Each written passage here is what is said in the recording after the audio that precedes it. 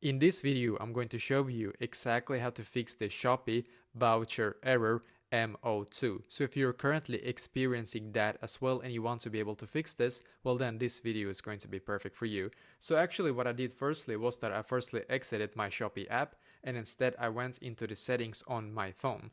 And I scrolled down in here as you can see, and then I clicked on general in here, and then I clicked on storage. And by the way, if you're using an Android, don't worry, you're going to be able to follow along as well step by step, even if you're using an Android phone, just so you know. But just find storage in your settings on your Android, and in here I'm just going to click on the search symbol in the top right corner, and then I'm just going to search for Shopee right here for me. Then I'm going to click on upload app, and once again I'm going to click on upload app as you can see, and then click on the blue button here again.